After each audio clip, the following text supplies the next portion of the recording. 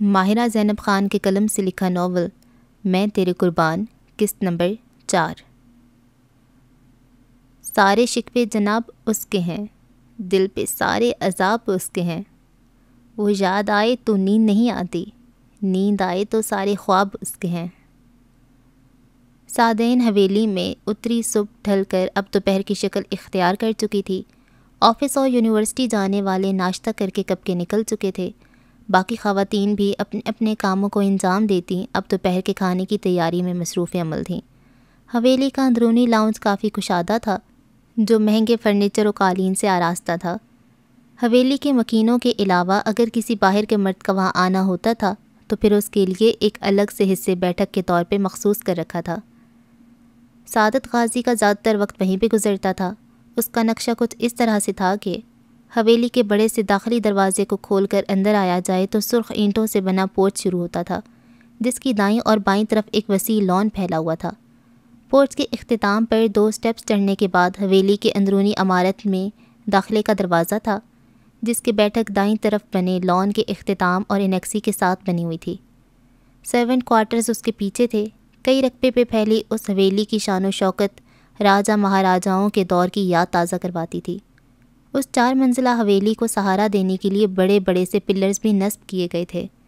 سعادت غازی کو یہ قیمتی اثاثہ اپنے پرخوں کی طرف سے ورثے میں ملا تھا، جس کی آرائش اور زیبائش میں وہ کوئی کسر نہیں اٹھا رکھتے تھے۔ وادی میں یہ واحد عمارت تھی جو اتنے رقبے پر پھیلی تھی۔ وہاں کے رہائشی لوگ اس حویلی اور اس کے مکینوں کو ایک شاہی خاندان کی حیثیت سے ہی تشبیہ دیا کرتے تھے۔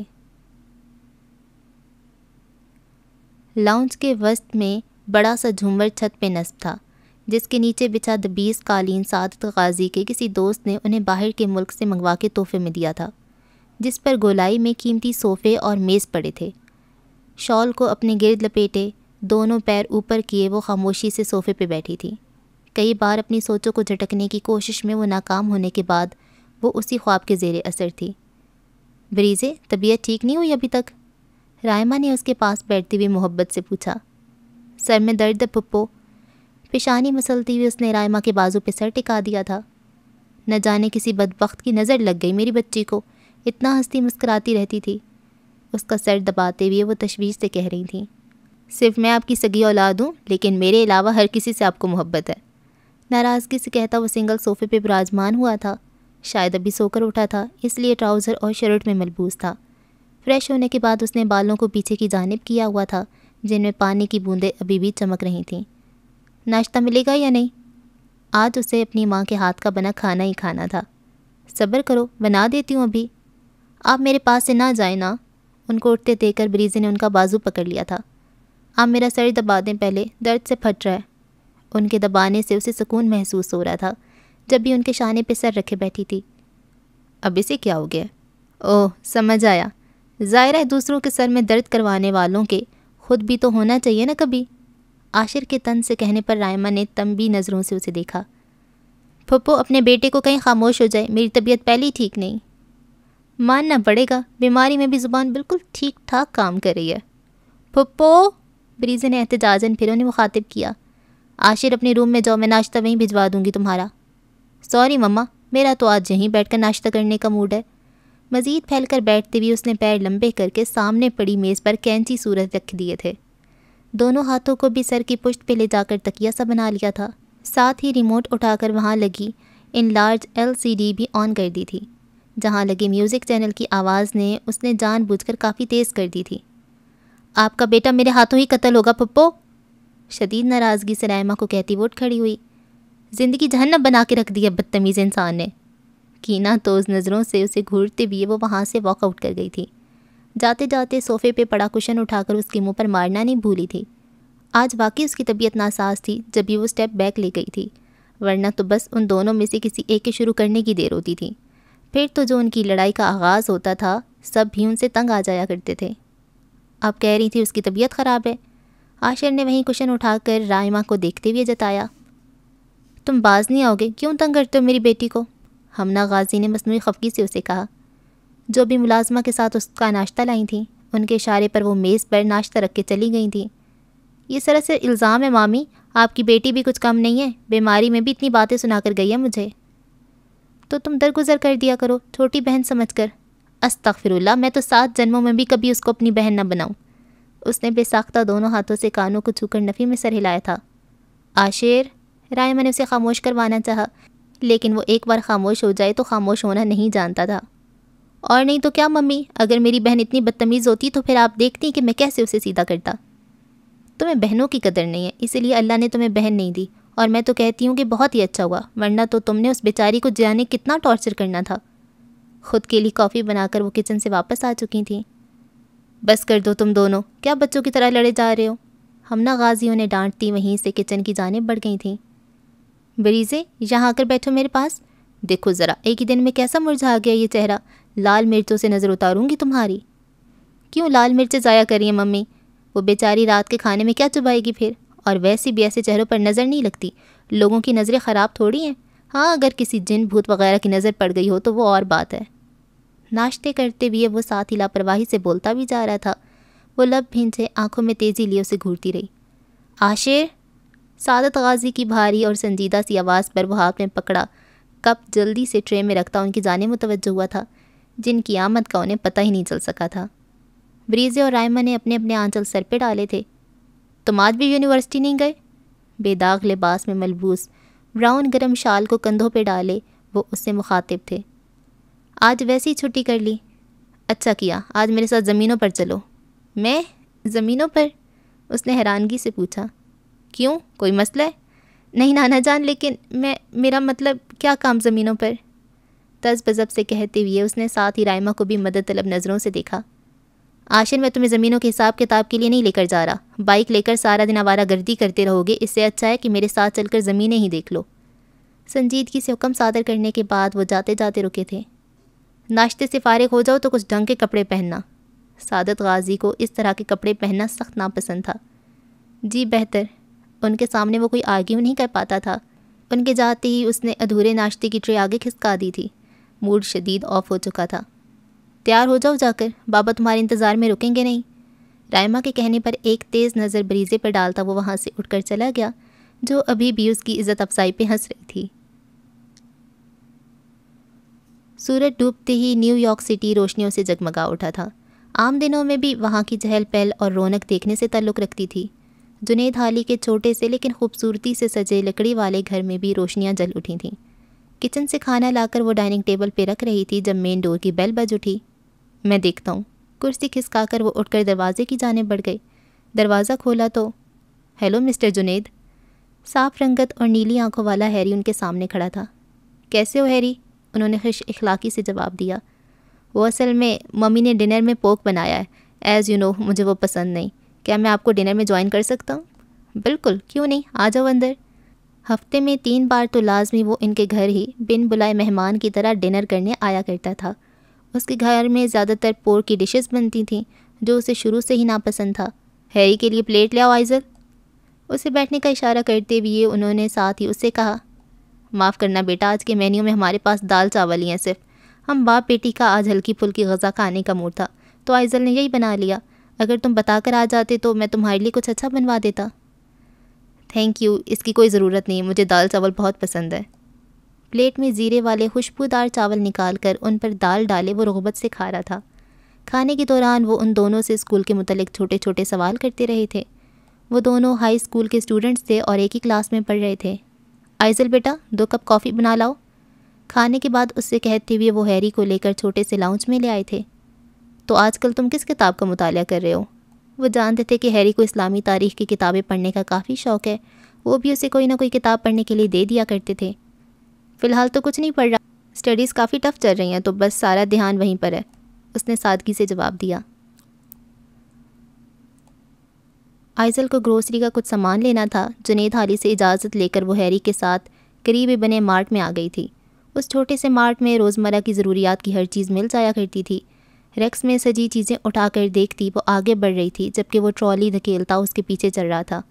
بچپن سے وہ ان کے سامنے پلا بڑا تھا۔ نان مسلم ہونے کے باوجود بھی جنید حالی اس پر اتنا اعتماد کرتے تھے کہ رات کے وقت بھی آئزل کو اس کے ساتھ مارٹ وغیرہ جانے کی اجازت دے دیا کرتے تھے۔ یہ رش کیسا ہے؟ بڑی سی گلاس وال سے باہر گلی کا منظر کلیئر دکھائی دے رہا تھا، جہاں کچھ لوگوں کا جمگٹا لگا ہوا تھا۔ آئزل اور ہیری ابھی باہر جانے کا سوچ رہے تھے کہ جب یہ خریداری کے لیے وہاں آتے ایک شخص نے انہیں صورتحال سے آگاہ کیا۔ وہ کوئی اداکار تھا جو حلیہ بدلے مار سے خریداری کر کے نکل رہا تھا، لیکن اس کے فینس نے اسے لانگ کوٹ، پی کیپ، چہرے پہ لگے بلیک ماسک اور گردن میں لپٹے مفلر کے باوجود بھی پہچان لیا تھا۔ کوئی گارڈ ساتھ نہ ہونے پر سب ہی اس کے سر ہو گئے تھے اس کے ساتھ سیلفیز بنوانے کے لیے۔ پبلک فگر بننے کے بعد ان بیچاروں کو بھی پرائیویٹ لائف بالکل ہی ختم ہو کے رہ جاتی ہے۔ ویسے مجھے یہ تمہارا فیوچر نظر آ رہا ہے، ایک دن تم بھی بل بورڈ کے نمبر 1 سنگر بن جاؤ گے اور پھر تمہارے فینس ایسے ہی تمہارے ارد گرد گھوما کریں گے۔ بریڈ کے پیکٹ اٹھا کر ٹرالی میں ڈالتے ہوئے آئزل نے شرارت سے مسکراتے ہوئے اسے دیکھا۔ ہیری کی آواز کافی خوبصورت تھی۔ وہ اور اس کا دوست ڈیریک دونوں مستقبل میں خود کو ٹاپ سنگر کے روپ میں دیکھا کرتے تھے۔ اسکول کے علاوہ بھی پارک اور دوسری جگہوں پر گانے کا شوق پورا کرتے ہوئے وہ لوگوں سے کافی داد سمیٹا کرتا تھا۔ تمہیں شوق نہیں ہے فیم کا؟ جیم کا ایک جار اٹھا کر اسے الٹ پلٹ کرتے ہوئے ہیری نے ایک غیر متوقع سوال پوچھا۔ نہیں، مجھے لوگوں کو گناہوں پر مائل کرنے کا کوئی شوق نہیں۔ گناہ؟ اس نے آئیبرو اٹھا کر آئزل کو دیکھا۔ ہر وہ کام گناہ ہے جو اللہ کے راستے سے روک کر شیطان کو خوش کرنے کے لیے کیا جائے۔ میوزک حرام تو نہیں آئزل؟ اسے بیکنگ کا سامان لینا تھا جو ریکس میں بہت اوپر کہیں رکھا تھا۔ اس کا ہاتھ وہاں تک نہیں پہنچ پا رہا تھا جب ہی ہیری نے ہاتھ اونچا کر کے وہ 3-4 ڈبے اٹھا کر ٹرالی میں ڈال دیے تھے۔ حرام حلال کا تو مجھے نہیں پتہ، جس چیز میں نحوست ہے، شر ہے، جس کے سننے پر عذاب ہے، تو میرے لیے پھر یہ حرام کی حیثیت ہی رکھتا ہے۔ میوزک تو ویسے بھی دل کو مردہ کر کے اللہ کی یاد سے غافل کر دیتا ہے۔ اگر میں نے اللہ کے بندوں کو اس کام پر لگا دیا تو پھر اللہ تعالیٰ نے مجھے سیدھا جہنم میں بھیجنا ہے۔ اس نے بے ساختہ جھرجھری لے کر کہا، میں بھی تو عنقریب یہی کام کرنے لگا ہوں، تو پھر کیا میں بھی جہنم میں جاؤں گا؟ پیشانی پر لکیریں لیے اس نے استفسار کیا۔ ہوٹ سر پہ گرائے، دونوں ہاتھ ٹرالی پہ رکھے، وہ صرف اس کی جانب متوجہ تھا۔ اس کے آدھے چہرے پر سیاہ ماسک لگا ہوا تھا، جب بھی اس کے تاثرات کو وہ جانچ نہیں پائی تھی۔ اللہ کے سوا کوئی نہیں جانتا کہ کس کے ساتھ کیا معاملہ ہوگا۔ وہ شانے اچکا کر بولی، تم نے کبھی مجھے منع نہیں کیا سنگر بننے سے، کیا تم چاہتی ہو کہ میں جہنم میں چلا جاؤں؟ اس کی نیلی آنکھوں میں خفگی کی جھلک تھی۔ ہیری، تم ایک عقل مند انسان ہو، تمہیں بہتر پتہ ہے کہ تمہیں اپنے فیوچر کے لیے کیا کرنا ہے اور کیا نہیں، اور اس کا جہنم اور جنت کے کانسیپٹ میں تو میں نے آج تک کسی نان مسلم کو سیریس ہوتے نہیں دیکھا۔ کیا تم میرے کنسرٹ میں بھی نہیں آؤ گی؟ وہ اس کے جواب کا منتظر تھا، جس نے کچھ لمحوں کی خاموشی کے وقفے کے بعد اسے دیکھا۔ اگر VIP ٹکٹ نہیں دو گے تو نہیں آؤں گی۔ اس کا انداز دھمکانے والا تھا۔ تم میرے کامیاب ہونے کے لیے جتنی دعا کرتی ہو، میں تمہارے علاوہ کسی کو بھی VIP سیٹ پر بیٹھنے بھی نہیں دینے والا۔ وہ پرسکون سا بولا، میں تمہارے سنگر بننے کے لیے دعا نہیں کرتی، میں صرف یہ دعا کرتی ہوں اللہ تمہیں وہ عطا کرے جس میں تمہاری بھلائی ہے۔ وہ کہتی آگے بڑھ گئی تھی۔ یونیورسٹی میں تقریباً سبھی یوسف کے بارے میں جانتے تھے کہ وہ ریشام کا ڈرائیور ہے، لیکن پھر بھی اس کے ساتھ ہی ماسٹرز کر رہا ہے۔ جہاں کچھ لوگ تمسخر سے یوسف کو دیکھتے تھے، وہیں کافی لوگ اس پر رش کرتے ہوئے حویلی والوں کے نرم دلی کے قائل تھے، جو ایک ملازم کو بھی اپنے بچوں کی طرح ہی اہمیت دیتے ہوئے اسے پڑھا رہے تھے۔ لوگوں کے اسی رویے کی وجہ سے شروع میں وہ بہت کم یونی جایا کرتا تھا، بعد میں پھر سالار کے کاموں کی وجہ سے اسے وقت نہیں مل پاتا تھا۔ وہاں اس کے زیادہ دوست بھی نہیں تھے، جو چند ایک تھے ان سے بھی بس دعا سلام کی حد تک ہی واسطہ تھا۔ ریشام کی نیچر بھی اس سے مختلف نہ تھی۔ یونی میں وہ بھی اپنے کام سے کام ہی رکھا کرتی تھی۔ ایک ہی کلاس میں ہونے کے باوجود بھی جہاں ریشام فرنٹ سیٹ پر بیٹھنا پسند کرتی تھی، وہیں یوسف سب سے آخری سیٹ چنتا تھا۔ کلاس میں بے شک سارے طالب علم ایک برابر تھے، لیکن وہ اس کے اور اپنے اسٹیٹس کو جانتا تھا۔ وہ اس سے پیچھے رہنا ہی پسند کرتا تھا۔ ایگزام سر پہ ہونے کی وجہ سے یوسف پر پڑھائی کا کافی برڈن تھا۔ آج قسمت سے وہ یونیورسٹی آ گیا تھا تو سارا وقت اپنی پڑھائی کو دینا چاہتا تھا۔ لائبریری میں کتابوں کے ساتھ سر کھپاتے ہوئے اس نے جانے کتنا وقت بیت چکا تھا، اسے احساس ہی نہیں ہو پایا۔ اس بار تو لگ رہا ہے کہ تم ہی ٹاپ کرو گے۔ بڑی سی لکڑی کی میز کی دوسری جانب ٹھیک اس کے سامنے بیٹھی وہ اسی سے مخاطب تھی، جس نے اس کی آواز پر چونک کر سر اٹھایا۔ کلائی میں بندی گھڑی کو دیکھا تو احساس ہوا کہ آج اس نے ضرورت سے زیادہ ہی ٹائم دے دیا ان کتابوں کو۔ ایک ہی پوزیشن میں بیٹھے بیٹھے اب اس کی گردن بھی دکھنے لگی تھی۔ پین کو میز پر ڈال کر دونوں ہاتھوں کو گردن کی پشت پہ رکھے وہ سر کو ہلکے ہلکے دائیں بائیں حرکت دیتا خود کو پرسکون کر رہا تھا۔ بلیک ہائی نیک پہ براؤن جیکٹ پہنے اپنے معصوم چہرے کو سنجیدہ تاثرات میں ڈھالے وہ اس کی نظروں کو بھٹکنے پہ مجبور کر رہا تھا۔ یہ لو۔ ٹیشو میں لپٹا ہوا بھاپ اڑاتا کافی کا مگ اس نے یوسف کے سامنے کھسکا دیا۔ ٹھنڈ اور تھکن سے بے حال اس کے وجود کو وہ کافی کا مگ ایک نعمت ہی لگا تھا۔ شکریہ۔ اس نے مگ تھامتے ہوئے کہا تو مقابل کی آنکھوں میں خفگی اتر آئی۔ تمہیں اتنا فارمل ہونے کی ضرورت نہیں ہے، میں نے تو تم سے 30,000 کا جوڑا لینے کے باوجود بھی شکریہ نہیں کہا تھا۔ اس کے نخوت سے کہنے پر یوسف کے چہرے پر لمحے بھر کو حیرانگی کے تاثرات ابھرے تھے، یعنی اس نے جوڑے کی قیمت معلوم کر ہی لی تھی۔ ماما مجھ سے پوچھ رہی تھی کہ تم نے یوسف کے پیسے اسے واپس دیے یا نہیں۔ میں نے تو انہیں ابھی تک اس کی قیمت بھی نہیں بتائی کہ کہیں پھر سے ڈانٹ ہی نہ پڑ جائے۔ انہیں مہنگا جوڑا لینے پر اعتراض نہیں ہوگا، انہیں تو بس یہ بات پسند نہیں آئی کہ میں نے تم سے پیسے لے کر ڈریس خریدا۔ تم نے اتنے پیسے خرچ کر دیے، بس تمہیں کوئی پریشانی نہ ہو، تمہیں تو اپنے گھر بھی بھیجنے ہوتے ہیں نا۔ کڑھائی والی کالی چادر کو سر تک ڈھانپے چپس کے پیکٹ سے ایک ایک نکال کر اپنے منہ میں رکھتی اپنی ہی دھن میں وہ بولے جا رہی تھی۔ ٹانگ پر ٹانگ رکھے، ایک ہاتھ میں گرم کافی کا مگ پکڑے، دوسرے ہاتھ کی مٹھی بنا کر لبوں پہ رکھے وہ خاموشی سے اسے دیکھتے ہوئے سن رہا تھا۔ جتنی حرارت اس گرم کافی کے مگ سے اسے مل رہی تھی، اس سے زیادہ راحت اس کی باتوں سے یوسف کے دل کو پہنچ رہی تھی۔ اگر اسے اسی طرح سے دیکھتے ہوئے اس کی بے سر و پا باتیں سنتے ہوئے ساری زندگی گزارنی پڑتی تو بھی وہ خوشی خوشی گزار دیتا۔ لیکن وہ ڈریس میں نے نہیں خریدا تھا، تم نے اپنی مرضی سے خرید کر دیا تھا مجھے۔ دونوں ہاتھ اٹھا کر اسے باور کرواتی وہ ساری ذمہ داری اس پر ڈال گئی تھی۔ میری نیت غلط نہیں تھی، یہ بات آپ بھی جانتی ہیں۔ ایک گرم گھونٹ بھرتے ہوئے اس نے لب کشائی کی۔ معلوم ہے مجھے، تمہیں صفائی دینے کی ضرورت نہیں ہے، اس نے ناراضگی سے کہا۔ کیا تھا اگر وہ پچھلی باتوں کی طرح اس بار بھی خاموش رہ جاتا؟ وہ تو اسے اپنے خیالوں میں بھی خوش نہیں رہنے دیتا تھا۔ دیکھ لینا، ایک دن تمہیں یہ کہنے پہ مجبور کر دوں گی میں۔ معاف کیجیے گا ریشام بی بی، لیکن میری نیت بدل گئی ہے۔ ہلکا سا اس کی جانب جھک کر وہ وسوک سے بولی۔ وہ اپنی بے ساختہ مسکراہٹ کو چھپا نہیں پایا تھا۔ جس دن میں نے یہ کہا تو آپ بھی سمجھ جائیے گا کہ یہ محض آپ کے ورغلانے کی وجہ سے ہوا ہے۔ میرے ورغلانے کی وجہ سے؟ اس کے لب حیرت سے واہ ہوئے۔ کتنے جھوٹے ہو تم یوسف؟ اس نے تیکھے آئیبرو سے اسے دیکھا۔ کشادہ لائبریری کی بڑی بڑی ریکس میں زمانوں سے سجی کتابیں کان لگائے اس کی اگلی بات کی منتظر تھیں۔ اس بھید بھری خاموشی میں یوسف کو اپنے دل کی دھڑکن صاف سنائی دیتی محسوس ہو رہی تھی۔ سماعتیں اس کی آواز سننے کو بےتاب تھیں۔ تم بھلے اقرار نہ کرو، لیکن تمہاری آنکھیں سب بیان کر دیتی ہیں، ایک پرسکون اور جتانے والی مسکراہٹ کے ساتھ کہتی وہ دوبارہ سیدھی ہوئی۔ نظریں جھکائے وہ میز کی سطح کو دیکھے جا رہا تھا۔ اس کی ذو معنی بات کی تردید و تصدیق بھی نہیں کر پایا تھا۔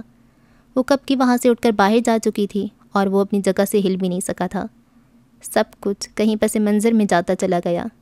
خاموش سے ماحول میں دھیمے سروں میں بجتے محبت کے احساس وہاں گونجنے لگے تھے۔ کچھ دیر پہلے ریشام کی آنکھوں میں جلتے دیو کی روشنی سے جیسے سارا جہاں منور ہو گیا تھا۔ گہری سانس بھر کے اس نے سر کو تعصب سے ہلایا۔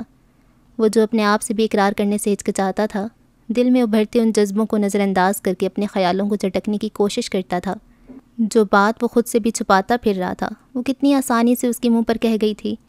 اس کی خواہش کرنا کچھ غلط نہ تھا، وہ تھی ہی ایسی کہ جس کی خواہش میں بندہ دنیا سے ٹکرا جائے، لیکن وہ نہیں چاہتا تھا کہ ریشام کبھی اس کے جذبات سے واقف ہو۔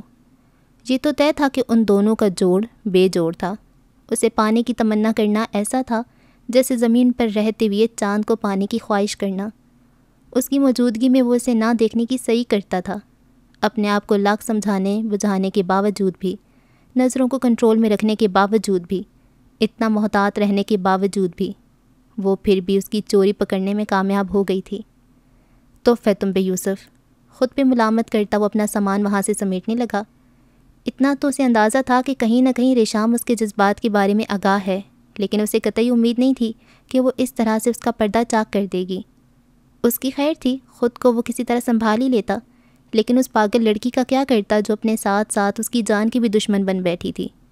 اگر حویلی کے کسی فرد کو اس بات کی ذرا سی بھنک بھی پڑ جاتی تو یوسف سوچنا بھی نہیں چاہتا تھا کہ اس کا انجام کیا ہو سکتا تھا۔ کافی دیر تک پڑھنے کے بعد تھکاوٹ کا احساس ہوا تو کتابیں بند کر کے اس نے سائڈ پر کر دی تھیں۔ لیپ ٹاپ کو بھی چارج کرنے پر لگانے کے بعد وارڈروب سے اپنے لیے کوئی ایزی سا سوٹ نکال کر مڑی ہی تھی کہ جبھی دروازے پہ دستک دے کر وہ اندر داخل ہوئی۔ ڈھیلے جوڑے میں بندے بال، ہلکے نیلے رنگ کے سادہ سا لباس پہنے، ہاتھ میں فون اور ایک تکیہ لیے ہوئے تھی۔ خیریت؟ ریشام نے ناسمجھی سے اسے دیکھا۔ میں آج تمہارے ساتھ سوؤں گی، وہ کہتی ہوئی بیڈ کی جانب آ گئی تھی۔ اجازت نہیں مانگی تھی، صرف اطلاع دی تھی۔ ریشام کو یاد آیا تھا کہ صبح وہ اس خواب کی وجہ سے کس قدر ڈری ہوئی تھی۔ یقیناً کافی خوفناک خواب ہی ہوگا، ورنہ بریزے اتنی آسانی سے خوفزدہ ہونے والی لڑکی نہیں تھی۔ ٹھیک ہے، سو جاؤ، شان نے اچکا کر کہتی ہوئی اپنی چیزیں سمیٹ کر اس کے لیے ایک سائڈ خالی کر دی تھی۔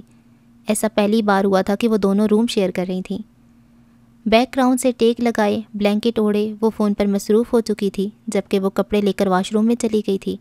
کچھ دیر بعد گرم پانی سے شاور لے کر وہ باہر آ کر ڈرائر سے بال سکھانے لگی، پھر چیئر پہ پڑی اپنی گرم شال اٹھا کر اچھے سے اوڑھی۔ یقیناً وہ روم سے باہر جانے والی تھی۔ میں چائے بنانے جا رہی ہوں، تمہارے لیے کافی بنا دوں؟ ریشام نے جاتے جاتے اس سے بھی پوچھ لیا تھا، جس نے اسبات میں سر ہلایا تھا۔ گھڑی رات کے 11:30 کا وقت بتا رہی تھی۔ ریشام کو گئے ابھی 5-6 منٹ ہی گزرے تھے۔ بالکنی کا گلاس ڈور پورا کھلا ہوا تھا، پردے بھی سارے ایک طرف ہوئے پڑے تھے۔ رات میں وہاں کا ٹمپریچر کافی گر جایا کرتا تھا، یہی وجہ تھی کہ خنک ہواؤں سے پورا کمرہ برف کی طرح لگنے لگا تھا۔ نہ چاہتی ہوئی بھی بلینکٹ ایک طرف ہٹا کر وہ بالکنی میں آ گئی۔ ریشام کا کمرہ اس لوکیشن پر تھا کہ وہاں سے نہ صرف پورا لان اور انیکسی دکھائی دیتی تھی، بلکہ دور دیو کامت پہاڑوں کا خوبصورت سا دلفریب منظر بھی وہاں سے صاف دکھتا تھا۔ گہرے نیلے آسمان پر ستاروں کا ایک جہاں آباد تھا۔ بالکنی میں ریشام کے پسندیدہ پودوں کے علاوہ ایک لکڑی کا منقش جھولا بھی پڑا تھا۔ ٹھنڈ کے باوجود بھی وہ اس ماحول سے مسمرائز ہوتی وہیں بیٹھ گئی تھی۔ دھیمی آنچ پر اپنے لیے چائے کا پانی چڑھانے کے بعد کیبنٹ میں سے بریزے کا فیوریٹ مگ نکال کر وہ کاؤنٹر کے پاس آئی۔ مگ میں ایک چمچ کافی، چینی اور پانی ڈال کر پھینٹتے ہوئے وہ پچھلا دروازہ کھول کر باہر لان میں نکل آئی تھی۔ فاز اور سالار کی عادت تھی رات کے کھانے کے بعد کچھ دیر لان میں واک کرنے کی۔ بعض دفعہ وہ عاشر کو بھی آفر دیا کرتے تھے، جو ہمیشہ ہی انکار کر دیا کرتا تھا۔ آج کل عبیر بھی سارا کے ساتھ اس کے کزنس کی شادی اٹینڈ کرنے اس کے میکے گیا ہوا تھا، ورنہ کبھی کبھار اس کا موڈ ہوتا تھا تو وہ بھی انہیں جوائن کر لیا کرتا تھا۔ ہو گئی پڑھائی؟ سالار نے اسے مخاطب کر کے پوچھا، جو ان کے پاس ہی آ گئی تھی۔ ابھی کہاں، ابھی تو اتنا سلیبس پڑا ہے، عبیر بھائی کی شادی کی وجہ سے کچھ پڑھ ہی نہیں پائی ٹھیک سے۔ تمہارے ہمیشہ یہی رونے ہوتے ہیں کہ میں نے پڑھائی نہیں کی، کچھ پڑھا نہیں، لیکن پھر بھی اچھے نمبرز لے کر پاس ہو جاتی ہو تم، فاز نے بیزاری سے کہا۔ تمہیں کیا معلوم کتنی ٹف پڑھائی ہوتی ہے میری، اس نے ناک سکیڑ کر کہا۔ اس بیچارے کو دیکھو، سارا دن اتنا کام کرنے کے باوجود بھی اپنی نیند قربان کی پڑھائی کر رہا ہے۔ اس نے کبھی کمپلین کی، حالانکہ وہ بھی پڑھ ہی رہا ہے۔ فاز نے دور انیکسی کی جلتی ہوئی روشنیوں کی جانب اشارہ کیا، جس کا مطلب تھا کہ وہ ابھی تک جاگ رہا تھا۔ ریشام نے بس ایک نظر اس کی انیکسی کو دیکھا تھا۔ پل بھر میں لبوں پر میں نے خیسی مسکراہٹ ابھر کر معدوم ہوئی۔ اب ان دونوں کو کیا بتاتی کہ یوسف کی نیند پڑھائی کی وجہ سے نہیں، بلکہ کسی اور ہی وجہ سے اڑی ہوئی ہے۔ تمہیں کب سے کافی پینے کا شوق چڑھ گیا؟ سالار نے اچھمبے سے اس کے ہاتھ میں موجود مگ کو دیکھا، جس میں وہ ابھی بھی کافی پھینٹ رہی تھی۔ بریزے کے لیے بنا رہی ہوں۔ بریزے کے لیے؟ کیا میں نے ٹھیک سنا ہے؟ فاز نے کان کھجاتی ہوئی سالار سے استفسار کیا۔ مجھے بھی یہی سنائی دیا ہے، خیریت؟ یہ معجزہ کیسے رونما ہو گیا؟ اس کے تاثرات بھی فاز سے مختلف نہیں تھے۔ اپنے لیے چائے بنا رہی تھی تو سوچا اس کے لیے بھی کافی بنا دوں، اور یہ بات جان کر آپ دونوں اور بھی حیرت زدہ رہ جائیں گے کہ وہ اس وقت میرے روم میں ہے اور آج کی رات میرے ہی ساتھ سونے والی ہے۔ محظوظ سے انداز میں کہتی وہ ان دونوں کو حیرتوں کا جھٹکا ہی تو لگا گئی تھی۔ اس حویلی کے در و دیواروں نے ریشام اور بریزے کو کبھی لڑائی جھگڑے کرتے نہیں دیکھا تھا۔ وہ دونوں ایک دوسرے کی دشمن نہیں تھیں، لیکن دوست بھی نہیں تھیں۔ ان کی سوچ و انداز مختلف ہونے کی وجہ سے ان کی کبھی بنی ہی نہیں تھی۔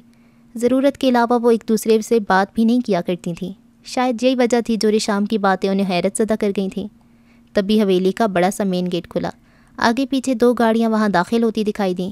پہلی گاڑی میں سے سعادت غازی اپنے گارڈز کے ہمراہ اس میں سے اترے تھے، اور دوسری گاڑی کی ڈرائیونگ سیٹ سے سیاہ شلوار قمیض پہنے وہ شخص اترا تھا، جس کے چہرے کے تاثرات کا اندازہ انہوں نے دور سے ہی لگا لیا تھا کہ وہ کس قدر برے موڈ میں ہے۔ مہینے میں ایک بار سعادت غازی جب زمینوں کے وزٹ پہ جایا کرتے تھے تو لڑکوں میں سے کسی ایک کو لازماً اپنے ساتھ لے جاتے تھے۔ ان میں سے صرف ایک عاشر تھا جسے ان کے ساتھ جانا کبھی پسند نہیں رہا تھا، کیونکہ اسے کوئی شوق نہیں تھا گاؤں کی دھول اڑاتی کچی سڑکوں پر اپنی مہنگی گاڑی دوڑانے اور وہاں کے غریب لوگوں کی مزاج پرسی کرنے کا۔ وہ تو ان کے ساتھ جانے کو زبردستی کی قید کہا کرتا تھا۔ سعادت غازی ان تینوں کے سلام کا جواب دے کر جلدی سونے کی تنبیہ کرتے اندرونی حصے کی جانب بڑھ گئے تھے، جبکہ وہ وہیں رک گیا تھا۔ لگ رہا ہے آج تو صحیح والی خواری کروائی ہے دادا جان نے تمہاری، فاز نے اسے چھیڑتے ہوئے کہا۔ مجھ سے اس وقت کوئی سوال مت کرو، دماغ پھٹ رہا ہے میرا۔ سمجھ نہیں آ رہا گاؤں کے لوگ وہاں زندگی گزارتے کیسے ہیں؟ کوئی ایک سہولت ایسی نہیں ہے جو انہیں میسر ہو۔ I will never go back again۔ وہ شدید تپا بیٹھا تھا۔ آج اس کی بائک ریس تھی، فضول سے گاؤں کی وزٹ کی وجہ سے وہ وہاں بھی نہیں جا سکا تھا۔ اس بات پر تو اس کو غصہ آنا جائز تھا۔ ناراض مت تو یار، ریشام کافی بنا رہی ہے، اسے پی کر ایک دم فریش ہو جاؤ گے، فاز نے ہلکے پھلکے لہجے میں کہا۔ معذرت کے ساتھ میں پہلے انفارم کر چکی ہوں، یہ بریزے کے لیے۔ بریزے کے لیے کافی تم بنا رہی ہو؟ ایسا کون سا معجزہ ہو گیا؟ اس نے بھی ان دونوں والا ہی سوال کیا تھا، انہی کے انداز میں۔ خیر وہ پہلے اتنی کڑوی کسیلی باتیں کرتی ہے، اوپر سے تم اسے یہ تلخ کافی دے رہی ہو۔ کوئی ملک شیک بناؤ، کوئی شہد وہد دو اسے کھانے کو۔ عاشر کو کافی کا اتنا شوق نہیں تھا، لیکن اب اسے بس وہی کافی چاہیے تھی پینے کے لیے۔ بریزے اگر اسے پنگا لیتی تھی تو وہ بھی کچھ کم نہیں تھا، اسے تپانے کے لیے وہ بھی کوئی موقع چھوڑتا نہیں تھا۔ میری شدید ترین آرزو ہے کہ کاش بریزے اپنی تعریف میں کہے گئی الفاظ سن لیتی۔ دونوں ہاتھ دعا کے لیے اٹھائے، وہ آسمان کی جانب دیکھتا شدت جذبات سے بولا، کیوں تمہارا ارادہ یہاں پر تیسری جنگ عظیم چھڑوانے کا ہے؟ وہ فاز کو گھورتی دوبارہ کچن کی جانب بڑھ گئی تھی۔ کافی وہ پھینٹ چکی تھی، اب بس اس میں گرم دودھ ڈالنا رہ گیا تھا۔ جب تک اس نے کافی تیار کی تب تک چائے بھی تیار ہو چکی تھی۔ بریزے تو اپنی کافی پہ کبھی کمپرومائز نہیں کرے گی، اور ایک اور کافی بنانے کا میرا کوئی موڈ نہیں ہے، اگر تم چاہو تو یہ چائے لے سکتے ہو، اس نے پیچھے آتے عاشر کو آفر کی۔ کافی پھینٹنا اسے ایک عذاب ہی لگا کرتا تھا۔ چائے کا موڈ نہیں میرا، اس نے کیبنٹ میں سے مگ نکالتے ہوئے جواب دیا، پھر آدھی کافی اس میں انڈیل کر مگ دوبارہ ریشام کو تھما دیا۔ وہ مجھ سے لازمی پوچھے گی کہ آدھا مگ کافی کہاں گئی، میں تمہارا نام لینے میں سیکنڈ نہیں لگاؤں گی، وہ اسے ڈرانے کو بولی۔ جب تک اسے معلوم ہوگا میں تب تک روم لاک کر کے سو بھی چکاؤں گا، لاپرواہی سے کہتے ہوئے وہ کچن سے نکل گیا تھا۔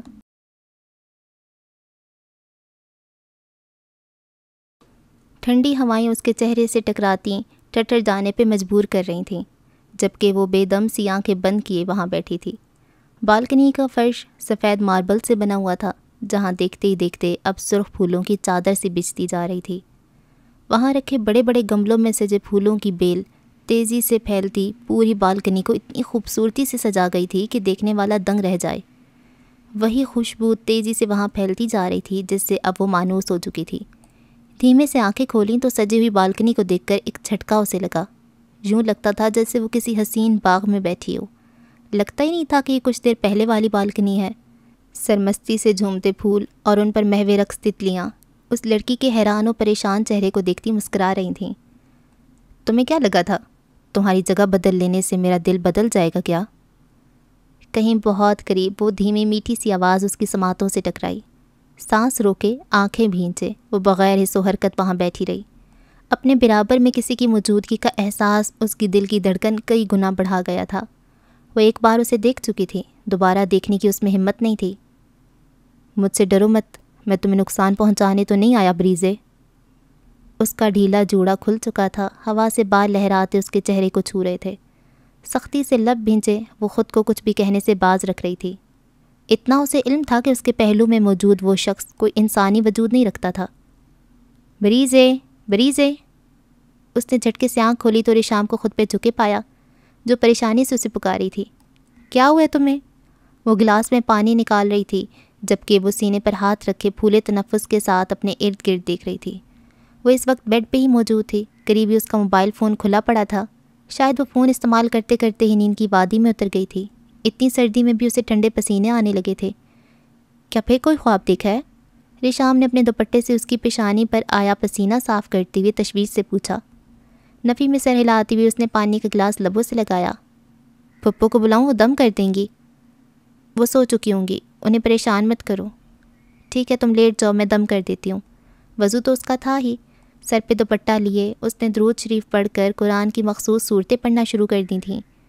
دھیمے ہاتھوں سے وہ اس کا سر بھی دباتی جا رہی تھی، جس کے چہرے پر ابھی بھی خوف کے اثرات تھے۔ فجر کی اذانیں دی جا چکی تھیں، فضاؤں میں ہلکی ہلکی سی دھند تھی۔ غزہ کی تلاش میں چرند پرند اللہ کی حمد و ثنا کرتے اپنے آشیانوں سے پرواز کر چکے تھے۔ نیوی بلو کرتے کی آستینوں کو فولڈ کیے وہ زیر لب کچھ پڑھتا گھر کے راستے پہ گامزن تھا۔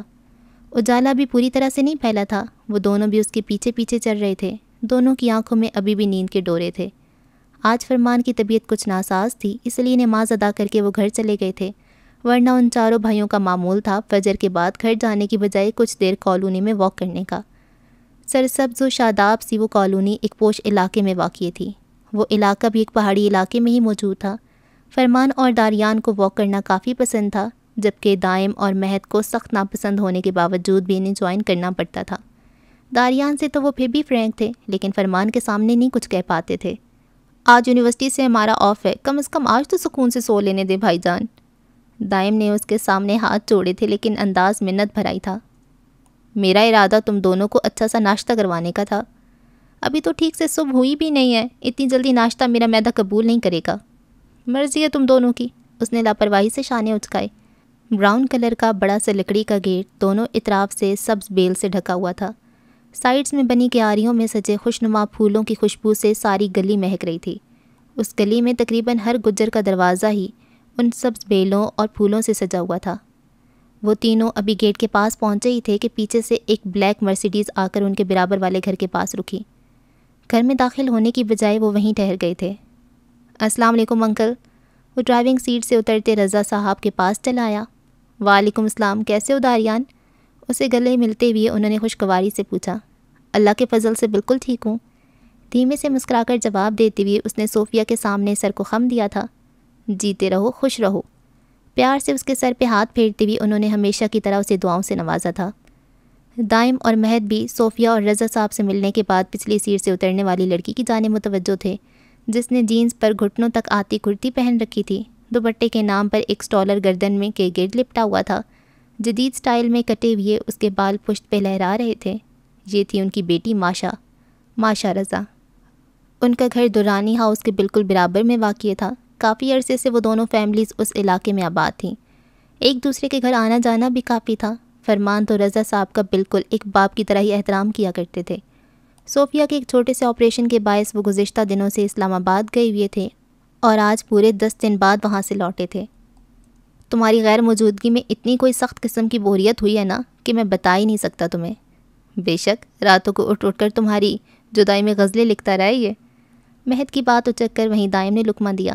واقعی میں؟ اس نے خوشگواریت سے مہد کو دیکھا۔ تم دیکھنا چاہو گی؟ اس نے بھی اسی انداز میں پوچھا۔ کیوں نہیں، سب سے پہلے میں وہ فرمان بھائی کی خدمت میں پیش کروں گی، اصل خراج تحسین تو وہی پیش کریں گے تمہیں۔ طنزیہ مسکراہٹ کے ساتھ کہتی ہوئی وہ مہد کی خوش فہمیوں کے محلوں کو زمین بوس کر گئی تھی۔ مجھے لگا 10 دنوں کی جدائی میں شاید اس کو میری سچی محبت پہ یقین آ گیا ہو، لیکن یہ ہے کہ دیکھتی ہی نہیں میری طرف۔ بڑے بھائی کی موجودگی میں یہ تمہیں دیکھے گی بھی نہیں۔ دائم نے آنکھ دبا کے اسے کہا تو اس نے کینہ توز نظروں سے داریان کو دیکھا، جو ان سب سے بے نیاز انکل اور آنٹی سے باتوں میں مصروف تھا۔ پھر اس نے ماشا کو دیکھا، وہ بھی ارد گرد کو خاطر میں نہ لا کر صرف داریان کو بولتے ہوئے سن رہی تھی، جیسے وہ کوئی خفیہ خزانے کی جگہ کا پتہ بتا رہا ہو۔ ان پر سے نظریں ہٹا لو، وہ ریزروڈ ہے۔ مہد نے رکھائی سے اسے مخاطب کیا۔ کیا مطلب؟ ماشا نے حیرانگی سے اسے دیکھا۔ ہماری غیر موجودگی میں انگیجمنٹ کر لی انہوں نے؟